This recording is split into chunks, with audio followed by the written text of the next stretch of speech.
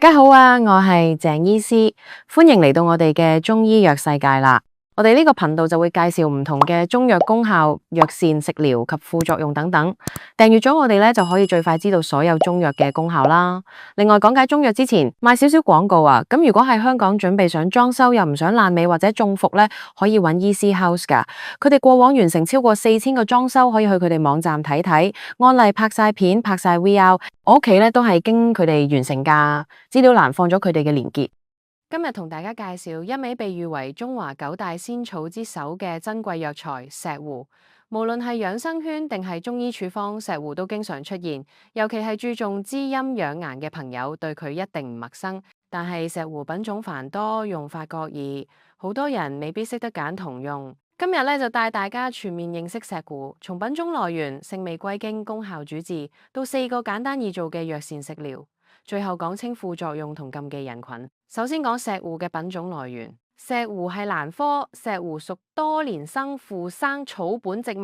中國藥典明確收錄嘅入藥品種有5種，分別係鐵皮石斛、霍山石斛、金釵石斛、鼓槌石斛同流蘇石斛，學名各有不同。其中以鐵皮石斛同霍山石斛最為知名。佢有好多別名，譬如仙湖蘭韻、不死草、還魂草等。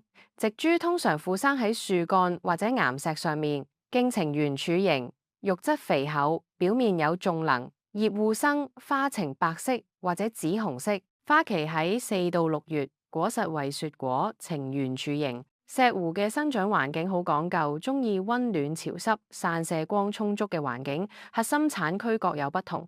霍山石斛又稱米斛，係石斛中嘅極品。僅產於安徽霍山，因產地獨特，歷史上曾係皇室貢品。鐵皮石斛主要產自安徽、浙江、福建等地，呢度出產嘅鐵皮石斛多糖含量高，品質優良。金釵石斛多分布喺台灣、福建、湖南等亞熱帶地區。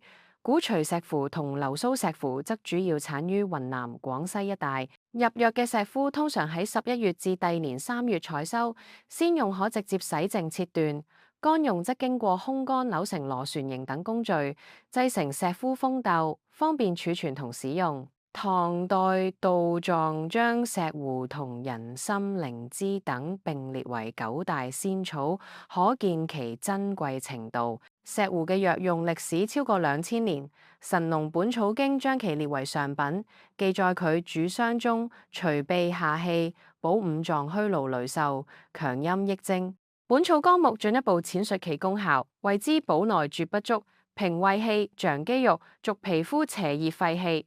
歷代醫家都對其滋陰養生嘅價值極為推崇。接落嚟講石斛嘅性味歸經。石斛味甘，性微寒，歸胃腎經。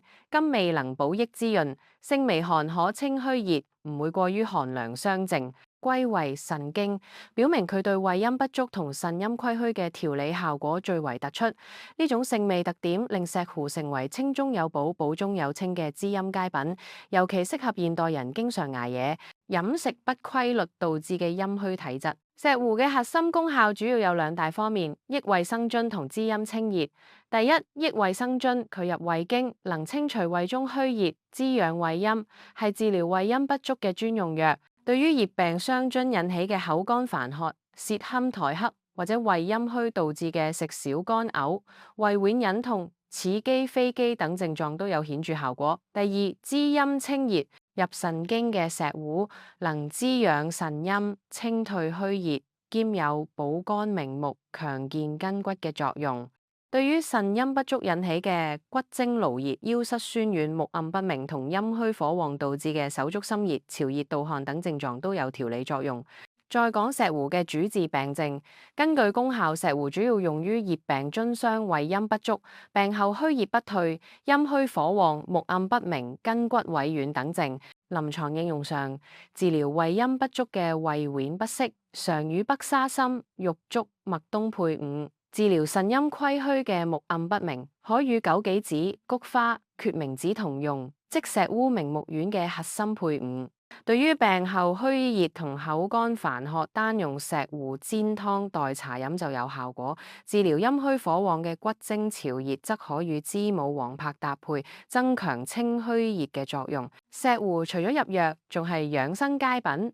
下面同大家分享4個簡單易做嘅藥膳食療，屋企都可以輕鬆整。第一個石斛潤肺茶，材料有鐵皮石斛蜂豆5克、麥冬10克、枸杞5克、蜂蜜適量。做法好簡單，將石斛、麥冬洗淨，同枸杞一齊放入茶壺，沖入沸水焗20分鐘，待茶溫降至40度以下，加入蜂蜜調味就得。呢個茶能益胃生津、滋潤肺燥，適合經常捱夜、咽喉乾燥嘅上班族，或者秋季肺燥引起嘅口乾咽癢。第二個石斛燉瘦肉，材料有鐵皮石斛10克、瘦肉250克、山藥20克、陳皮3克、山薑2片、鹽少少。做法係瘦肉洗淨切塊，飛水後撈出備用。石斛洗淨截斷，山藥去皮切塊，陳皮泡丸去白。將所有材料放入燉盅，加適量清水，隔水燉1.5小時，最後加鹽調味即可。呢個湯能補益胃陰、健脾養生，適合胃陰不足、食慾不振嘅人，亦都係日常滋補嘅好選擇。第三個石斛枸杞粥，材料有石斛8克、枸杞10克、大棗3粒、大米100克、冰糖適量。做法係先將石斛洗淨，擺入煲中，加清水煎煮30分鐘，去渣取汁。大米淘淨，同去核大棗、枸杞一齊放入藥汁中，大火燒開之後，轉小火煮成粥，加入冰糖調味就得。呢個粥口感綿滑，能滋陰補腎、養血明目，適合陰虛體質、經常眼乾嘅人食用。第四個石斛雪梨銀耳羹，材料有石斛6克、雪梨1個、銀耳1斗、百合15克。冰糖適量。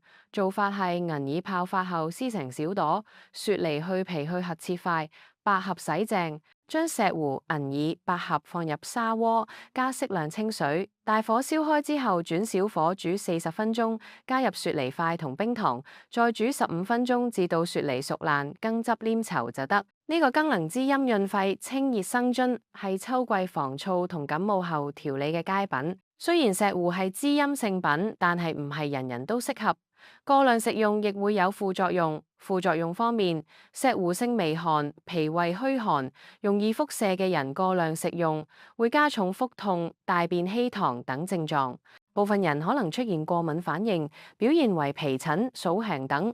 另外，石斛有滋膩特性，消化功能差嘅人長期大量食用，可能會引起食慾不振、腹脹等不適。唔適宜食用石斛嘅人群主要有幾類。第一，脾胃虛寒者，表現為平時怕冷、大便稀溏、食慾不振、胃脘冷痛，石斛嘅寒性會加重呢啲症狀。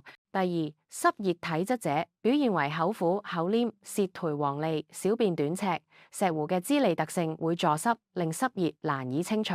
第三咧，感冒初期或者急性炎症患者啦，譬如風寒感冒啊、發高熱啦、咽喉腫痛劇烈嘅時候，石斛嘅補性可能會閉塞病邪，延遲病情康復。第四，孕婦同哺乳期婦女雖冇明確禁忌，但為安全起見，最好喺醫生指導下食用。第五，對石斛過敏者禁用，食用後出現不適，要立即停服並就醫。好啦，今日關於石斛嘅介紹就到呢度。記住揀石斛嗰陣呢，霍山石斛同鐵皮石斛嘅品質較好，但係價格呢亦都相對高嘅。食療時呢，要根據自身體質，脾胃虛寒同濕熱體質嘅朋友呢，千祈唔好亂食啊！希望大家通過呢個視頻學會正確使用石斛，發揮其滋陰養生嘅價值。如果想知道某種石斛嘅具體辨別方法，或者有其他養生問題，都可以留言話我知。多謝大家收睇。